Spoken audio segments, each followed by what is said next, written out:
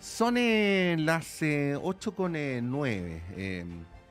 Una de las cosas que tratamos de hacer y que consideramos parte del periodismo es a veces hacer referencias a libros y autores. Creemos que esta es una parte indispensable de la mejor comprensión de los hechos de la coyuntura, porque los hechos de la coyuntura están vinculados con procesos más largos y con eventos históricos.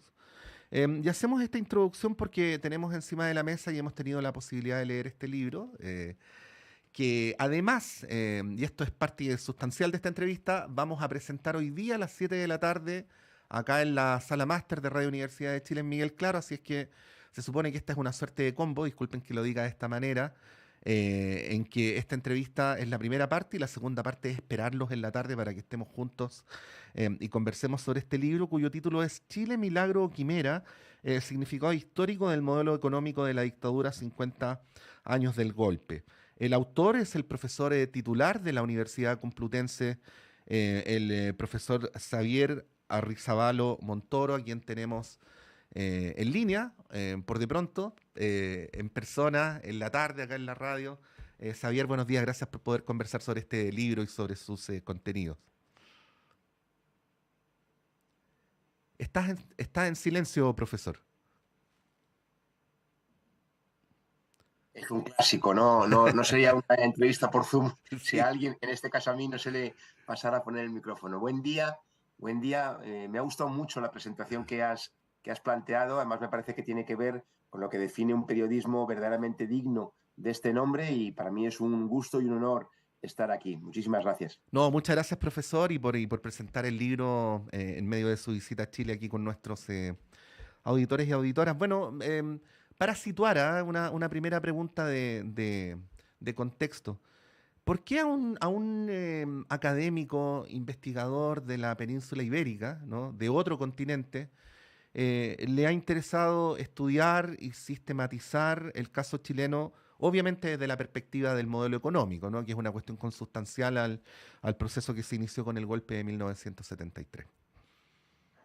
A veces el campo de la economía política, su nombre original, ¿no?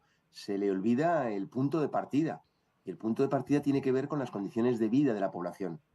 Creo que no hablo de una forma retórica si digo que el estímulo que tiene que ver con intentar comprender los problemas, sus causas, para darnos instrumentos de cara a intentar resolverlos, parte en primer lugar de la empatía, de la sensibilidad, de la comprensión de que hay sufrimiento, de que hay mucho sufrimiento. Hace poco tuve que dar una conferencia en una universidad argentina, en Tucumán, y lo primero que planteé, ¿no?, es una cosa bastante elemental, pero que quizá no reparamos en ella por tenerla delante, ¿no? ¿Por qué son malas las crisis? Bueno, porque las crisis añaden sobre todo sufrimiento a quienes ya sufren. Entonces, el caso chileno es, bueno, hay lazos de todo tipo. En primer lugar, yo tuve la suerte, la enorme suerte, ¿no? Y yo creo que además no exagero si digo que marcó muy positivamente mi vida de venir a estudiar aquí, de venir a estudiar a Chile en el año 90. Llegué justo a poco de la finalización formal de la dictadura en marzo del 90, llegué en el mes de junio. Y el caso de Chile, desde fuera, porque la pregunta es muy Mm. aguda, tenía interés precisamente de que se presentaba recurrentemente como ejemplo a imitar, ¿no? Toda esta retórica, el ejemplo a imitar, el milagro, etcétera, ¿no?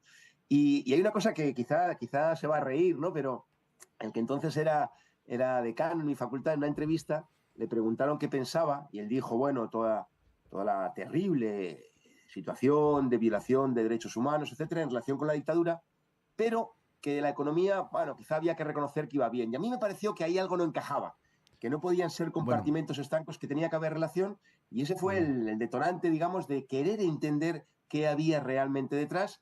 Y las conclusiones son para mí muy claras, incluso utilizando los propios datos, la contabilidad oficial del Estado chileno durante el periodo dictatorial, me parece que se revela de forma inequívoca que no hay tal cosa de un milagro, ¿no? Que no hay tal cosa de un milagro ni por el lado del crecimiento del producto, ni por el lado del control de la inflación, ni por el lado de un supuesto auge exportador que eliminaría la dependencia crónica de la economía chilena en el contexto de la economía mundial, etcétera. sí, bueno, este argumento, profesor, seguramente usted lo sabe, ¿ah?, de que la dictadura violó los derechos humanos y mató y vulneró a mucha gente, pero saneó la economía. Es un argumento que acá en Chile es súper recurrente. Yo incluso me atrevería a decir que que lo podría afirmar mucha gente que hoy día está inscrita en el ámbito de las fuerzas progresistas. Pero bueno, ¿por qué para usted esta es una afirmación inadecuada, ¿no? Por qué decir las cosas de esta manera no correspondería? Claro.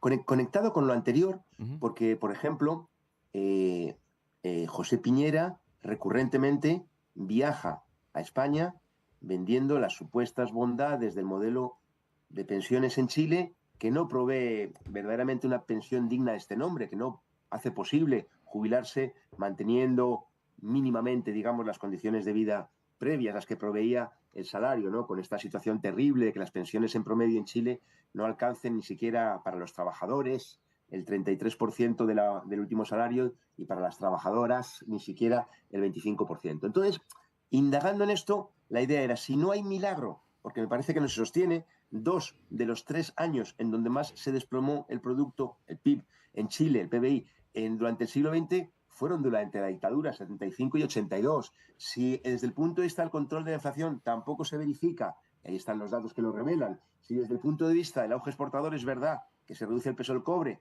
pero aumentando con todo el corolario que tiene en términos laborales, en términos medioambientales, sector forestal, sector maderero, sector pesquero, etcétera, etcétera. Entonces, ¿qué es lo que ha ocurrido? Y yo en lo que me fijaba, en lo que me fijo, es en 3 aspectos que me parece que siguen definiendo la economía chilena, incluso en mayor medida, y que a su vez forman parte de lo que yo caracterizaría como subdesarrollo, que son, en primer lugar, una estructura de propiedad del capital verdaderamente muy concentrada, en la que además el capital extranjero ocupa un lugar determinante. En segundo lugar, a lo que aludía, una dependencia comercial, financiera, tecnológica, que objetivamente, de forma lamentable, no se ha removido. Y en tercer lugar, lo que además sería, digámoslo así, el destilado último, que Ujú. tiene que ver con esa estructura de concentración de la riqueza, del ingreso, tan sumamente polarizada, que en definitiva significa, se expresa en que una parte considerable de la población chilena es completamente ajena a los frutos de ese crecimiento económico que ha existido en algunas épocas, no en otras, y que además plantea el debate sobre el agotamiento de ese modelo, ¿no? En el caso Mm, chileno, de una forma más extrema, pero que también se plantea a escala mundial. sí. Profesor, bueno, decir que este libro en realidad es una suerte de historia económica de Chile, ¿ah? Porque yo hablo de los últimos 50 años, pero para poder analizar este periodo, profesor, usted se permite en los primeros capítulos incluso revisar los periodos anteriores, ¿no? Em, para poder explicar, ¿no? Se habla de el periodo de la Unidad Popular como un ejemplo de mal manejo de la economía, ¿no? Como una economía que fracasó. Y se le pone en contraste con la economía que vino después y que fue exitosa. Pero bueno, este libro no solamente analiza los números macros, sino el modo en que las políticas económicas también contribuyen a resolver los problemas sociales, ¿no? ¿Qué comentario podría hacer sobre este antagonismo que también está construido y que me atrevería a decir que es bastante consensual en Chile? Ahora voy justo a ese periodo. Antes señalar, es también certera la lectura desde el punto de vista de que efectivamente los procesos sociales tienen raíces históricas, ¿no? No Ujú. aparecen de un día para otro, y si pretendemos explicarlos de un día para otro no vamos a conseguir explicar efectivamente nada, ¿no? También yo, yo siento un cierto pudor. Yo no soy chileno, viví aquí, amo este país, siempre me trataron excelentemente bien. Suelo contar una anécdota de mi hija menor cuando era pequeñita, que una vez en la radio escuchó el nombre Chile y rápidamente me dijo, ese es tu país, ¿verdad? Y yo le dije que un poco sí, pero objetivamente no vivo aquí. Ujú. Entonces, todo lo que digo es desde un respeto escrupuloso ante el gran Chile, ante el pueblo chileno, que ha sufrido mucho. Dicho eso, yo ahí sí que discrepo, y creo que la discrepancia es un recurso legítimo y que el que ayuda a avanzar en relación con la idea que señalaste, que es verdad que está muy extendida, del fracaso económico durante la Unidad Popular, ¿no? Y sobre todo porque, y tú como periodista lo sabes bien, Mm. ¿no? Por una parte tenemos que resumir, por otra parte es muy riesgoso Sí. resumir, ¿no? Cuando el embajador Corry dice vamos a hacer aullar de dolor a la economía chilena en el año 1970, no es una frase retórica. Está diciendo que se va a dinamitar la economía chilena, una economía muy dependiente del exterior, particularmente de Estados Unidos. Y esto no lo digo en un sentido de eludir el análisis necesario que combine, y esto no es fácil en un país donde ha habido mucho sufrimiento, en un país donde el propio Estado chileno reconoce que el Estado chileno durante el periodo dictatorial provocó más de 40.000 víctimas, 40.018, más de 3.065 entre asesinados y desaparecidos, ¿no? Entonces, sé que hay que ser, y debe ser así, y yo quiero ser así, muy cuidadoso de ese punto de vista, pero también riguroso desde el punto de vista analítico. Al final hay una cuestión que a veces empezamos por los nombres y luego lo llenamos de contenido, y eso yo creo que no es una buena práctica, es mejor partir del contenido y llegar a los nombres. ¿Qué acontecía en Chile? Menuda preguntita me hago a mí mismo en el periodo 70-73, particularmente en la parte final.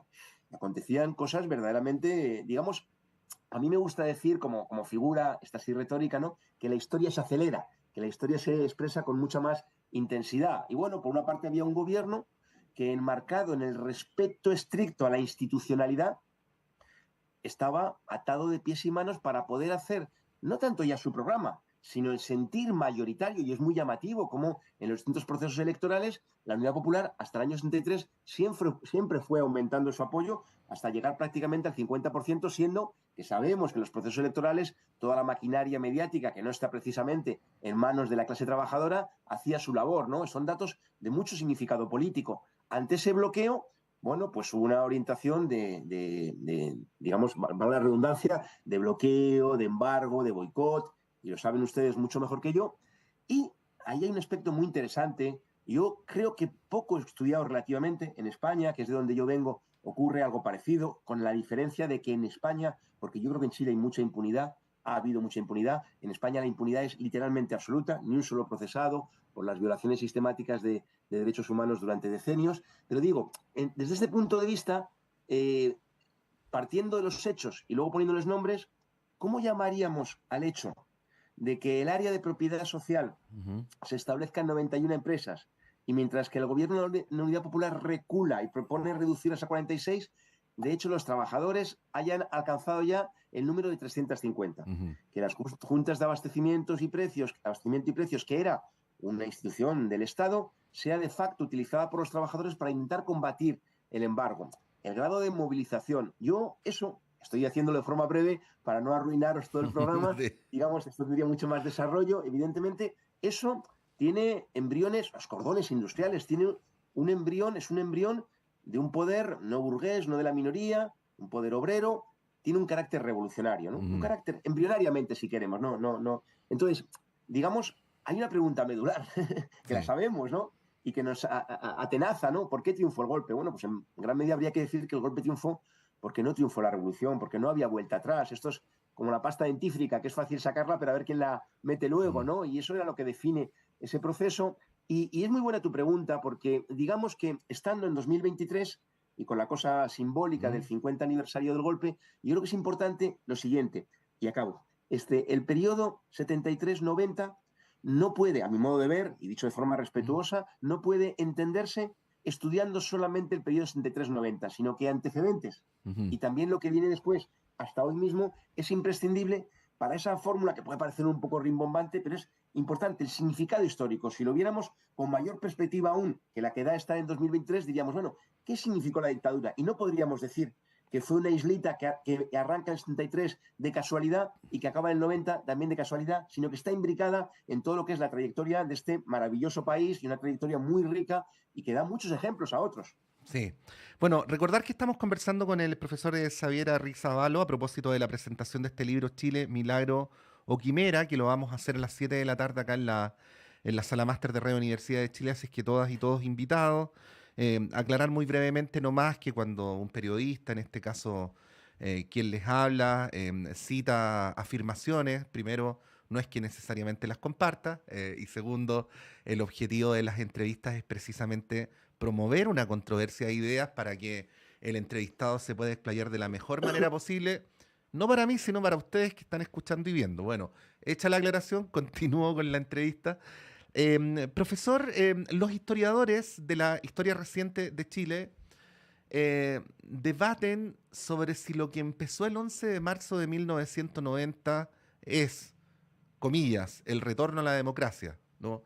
Comillas, la transición, comillas, la postdictadura. Bueno, cada una de estas afirmaciones tienen connotaciones distintas, ¿no? Algunas aluden al nacimiento de un nuevo ciclo político, otras aluden a la continuidad del mismo ciclo político, a pesar de que ocurrió entre medio algo tan importante como el fin de una dictadura, ¿no? Bueno, desde el punto de vista del análisis económico, ¿qué ocurrió a partir del 11 de marzo de 1990? Y vuelvo a apelar a su capacidad de síntesis, profesor, porque sé que todos estos asuntos son complejos y aprovecho de decir que para desarrollarlos mejor, precisamente de lo que se trata es leer el libro. Vuelves a apelar a mi inexistente capacidad de síntesis. Bueno, en primer lugar, disculpas si en la forma de contraponer argumentos he dado a entender que tú estuvieras No, sosteniendo no lo otra, dio, otra no lo tesis. dio a entender en ningún momento. Sí. Perfecto, perfecto. Bueno, es muy interesante por lo que planteas, porque fíjate, me preguntas por lo económico y voy a ello, pero encuadrándolo en algo que va más allá de lo económico. Ujú. Año 81-82. Me preguntas por el 90, pero Sí. déjame que tome un poquito de perspectiva. Año 81-82 hay una crisis demoledora en Chile. La dictadura reconoce año 81 28,5% de tasa de desempleo, de cesantía. En realidad todo el mundo dice que supera el 30, por decir solo un indicador. Y eso, casi de forma inevitable, provoca las protestas. Hay Ujú. tanto malestar que casi podríamos decir que da igual la represión y todo, la gente no tiene nada que perder, por decirlo de forma gráfica y corto. 83, 84, 85, 86, e inmediatamente la otra cara de las protestas, toda la negociación, aquellos acuerdos para encuadrar la transición, encuadrar lo de después en el marco institucional de la Constitución, de la Carta otorgada de 1980. Entonces, yo creo, la pregunta es buenísima, porque yo creo que hay que fijar, y voy a ello Ujú. inmediatamente, los aspectos económicos en su conexión con otros. Dicho de otra forma, la gran impunidad que todavía existe en Chile, sin menospreciar lo que se ha hecho, que es valioso, y si alivia el sufrimiento de las víctimas, es doblemente valioso o triplemente valioso, para mí son dos caras de la misma moneda.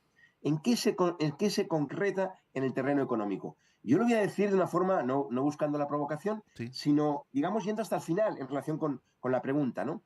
Eh, hay dos elementos, hay muchos, pero hay dos elementos que singularizan muy marcadamente el modelo económico chileno. Uno es el que tiene que ver con las pensiones, Ujú. con la liquidación de un sistema público de pensiones, un sistema de reparto de solidaridad intergeneracional que proveía pensiones dignas de este nombre. Y lo que hoy encontramos en un gobierno, el actual, y no me interesa tanto el debate, y menos aún de siglas o de nombres, ¿no? Ujú. Solo por tomar la perspectiva Sí. más amplia que podemos, estando en 2023, ¿no? Cuando se plantea que las AFPs van a seguir, aunque se les llame a las gestoras de inversión, que son las AFPs, se les pase a llamar gestoras de inversión, o incluso aunque haya una pública, que esto sería para otro día debatirlo quizá con más detalle, ¿no? Pero una pública en un marco privado, nadie puede sensatamente pensar que va a poder proveer pensiones del doble, con lo cual automáticamente las otras abandonarían. Es decir, eso no tiene ningún recorrido, ¿no? Ujú. O cuando, digo, el tema. Es decir, hoy día el sistema que se establece en octubre del 80 y que entra en vigor con sorna el 1 de mayo del 81 sigue plenamente vigente y de momento en el horizonte no se vea que eso que liquidó el mecanismo de seguridad social digno de este nombre, porque si es privado no es seguridad social, es otra cosa. Eso sigue plenamente vigente hoy, año 2023. Lamentablemente, ojalá me Ujú. equivoque, no creo que vaya a cambiar en los próximos meses de una forma sustantiva. TPP-11. Ujú. ¿Qué significan los acuerdos de libre comercio? Bueno, los acuerdos de libre comercio, y es muy interesante, yo tuve que estudiar y me gustó el caso chileno, todos los que están ahora mismo vigentes tienen un denominador común, tienen muchos, pero uno de ellos es que ninguno se estableció con una vigencia inicial de menos de 10 años, Ujú. algunos de 20, algunos incluso indefinida. ¿Qué significa eso? Si las legislaturas en Chile como en otros países Ujú. duran 4, 5, 6 años, 4 años, y hay acuerdos que duran 10, eso quiere decir que los gobiernos están comprometidos con un marco que limita severamente la política económica y que por tanto va a impedir, de hecho, que se puedan aplicar, por ejemplo, políticas tributarias, y no lo saco de una forma Sí. no intencionada, políticas tributarias distintas. Es decir, al final lo que vemos es que los atados de la dictadura siguen en gran medida, en una enorme medida, plenamente vigentes. Ujú. Y formulaste muy bien la pregunta, porque es verdad que cada formulación tiene importancia, ¿no? Transición a la democracia, final de la dictadura, y hay un dato. ¿Cuántas veces hemos escuchado, ustedes más que yo al fin Ujú. y al cabo Sí. estoy fuera, cuántas veces hemos escuchado que esta vez sí acabó la transición. Ujú. Entonces parece más bien una suerte de transición interminable. ¿Por qué? Porque los elementos más sustantivos que tienen que ver justo con el meollo de la pregunta, los aspectos Sí, económicos, junto con los institucionales, siguen vigentes. sí. Profesor, para finalizar esta entrevista, o lo voy a decir de otra manera, para dar el anticipo de lo de la tarde, donde sí nos vamos a poder explayar y todo lo demás. Usted hace un prólogo que tiene que ver con el estallido social. Estallido social que en el plano, además de la política y de lo mediático, hoy día en Chile está en disputa sobre su significado, ¿no? Hay algunos que incluso lo reducen a un mero acto de lumpen, ¿no? Bueno, desde el punto de vista del análisis económico, ¿qué percepción tiene usted sobre lo que ocurrió ahí? ¿Habrá sido, si me permite decirlo en sentido figurado, em, algo así en términos simbólicos como una bacanal? Esas fiestas que se hacían en honor al dios Baco, donde por una, dos o tres noches se derribaban las fronteras sociales y morales, pero eso permitía restituir el orden vigente y por lo tanto al cabo de los 3 días eso quedaba solo como un paréntesis. ¿O más bien es un punto de inflexión que da lugar a nuevas coordenadas o a nuevas maneras de entender el proceso político y también las obligaciones de las instituciones? ¿Qué percepción tiene respecto a lo que ocurrió desde entonces, ¿no? Desde el viernes 18 de marzo del 18 de octubre del año 2019? Aunque conocimos algún WhatsApp, Ujú, ¿no te resultaría sugerente, Manuel, ujú. conocer las conversaciones que se desarrollan en esos días? Lo que llega, digamos, al menos hasta el 15 de noviembre. ¿En qué sentido lo digo? Lo digo en el sentido de que formulaciones como yo las he escuchado y leído, como usted, ¿no? Que descalifican un proceso que en todo caso creo que, digamos, para no faltar, para no ofender a la inteligencia, deberíamos decir en todo caso, más allá de la valoración que se haga, que es un proceso social, histórico, de muchísimo calado. Entonces, desde el punto de vista económico, voy a contar una pequeña anécdota. Yo hice mi tesis doctoral sobre la economía chilena durante el periodo dictatorial, durante la dictadura. Tenía un pequeño epílogo porque la hice en el año 93, justo también es aniversario y el epílogo lo que planteaba era que la situación era insostenible, que no era sostenible este modelo económico, porque al final, más allá de las ondas que pueda haber, de los vaivenes que pueda haber económicos, de fondo hay un castigo gigantesco, ¿no? A sectores muy amplios de la población. Entonces yo pronosticaba que habría un estallido, ¿no? En realidad, no, que nadie piense que me estoy autoelogiando de manera infundada, Sí. porque de hecho no lo estoy haciendo. Ni siquiera, claro, le ponía fecha. Decir que al final iba a acabar estallando era casi jugar sobre un valor seguro. Pero para mí la idea fundamental tiene que ver con eso, con que tanto desde el punto de vista económico, como si queremos diferenciarlo, como desde el punto de vista social, político, la situación es insostenible. Entonces, los acontecimientos que pueden transcurrir a partir de ahora, obviamente yo no los conozco, sí puedo, como cualquiera, imaginar escenarios distintos, pero lo que sí sé es que la bomba de relojería que constituye una polarización social tan grande que no tiene que ver con que la gente aspire a unas condiciones, digamos, inalcanzables, sino que tiene que ver con asegurar los elementos más básicos que quiere la mayoría, que no son grandes lujos, empleo, vivienda, transporte, vestido, enseñanza, sanidad, cultura, lo más elemental que hoy es factible, que hoy la sociedad chilena, la economía chilena puede proveerlo y que sin embargo le es hurtado a un sector muy amplio. Fijémonos, por ejemplo, en la juventud y, por cierto, esto ocurre no solo en Chile y no es el tema y estamos acabando, pero hay temáticas como, por ejemplo, hay ahora mismo una situación explosiva en Europa en relación con el Deutsche Bank y UBS, de nuevo, etcétera, etcétera. Hay una frase, yo sostengo, Manuel, que hay un personaje chileno que si en lugar de chileno hubiera sido francés o inglés o alemán o estadounidense, sería un personaje mundial, que es Luis Emilio Recabarren, tipo que además de todo su lugar político, teórico, era dramaturgo, y él tiene una frase para mí muy emblemática, ¿no? Dice que el pueblo chileno es calmado, es manso, pero que llegado a cierto punto se transforma en un león cuando se le colma de abusos, ¿no? Y me parece que premonitoriamente, porque es una frase de casi 100 años antes, define bien que toda ilusión o sí, yo diría ilusión, ficción, de que es un episodio aislado, lo que arranca en octubre del 19, en realidad me parece que es justo la negación de que es un episodio que tiene un hilo de continuidad con toda la trayectoria que define a Chile como país y que particularmente en el periodo al que aludimos, el periodo de la transición, de esta inacabable transición, toma cuerpo ligado a 2006 estudiantes, 2011 estudiantes, 2017 no más AFPs, etcétera, etcétera. Sí. Bueno, Chile, Milagro, Quimera, vamos a estar durante la tarde de hoy presentándolo acá en la sala máster de Radio Universidad de Chile. Les esperamos, vengan, siempre es mejor verse que hacerlo a través de otras vías y bueno, es una manera de acercar también la radio entre quienes tenemos este honor de acceder al micrófono y nuestros auditores y auditores. Hemos conversado con el profesor Xavier Arrizabalaga Montoro, adelantando la presentación de este libro de la tarde. Profesor, muchas gracias y que esté muy bien. Muchísimas gracias, Manuel. Un gusto y además te agradezco y quiero que conste la amabilidad y también una entrevista poniendo el foco donde corresponde. Muchísimas gracias, un placer y un honor. Que esté bien, profesor. Buenos días. Igualmente. Chao, chao. Bueno, ahí está el profesor Xavier Arrizabalaga. Se ríen acá porque me decía Manuel. Bueno, es que Manuel es Manuel Silva, que es el que se encarga de permitir que salgamos al aire. En fin. Yo veía tu nombre. Pero no se preocupe, profesor, no sabía que estaba acá. Además, no se preocupe. Nos encontramos en la tarde. Que esté muy bien. Perfecto. Disculpas. Y muchas gracias de verdad. Bueno, que esté bien. Chao, chao. Son las 8:35. Vamos a hacer un alto súper breve. Y a la vuelta vamos con el panel de conversación en este día viernes. Harto trabajo nos ha dado esta semana en términos periodísticos, así es que temas para conversar abundan. Vamos y volvemos.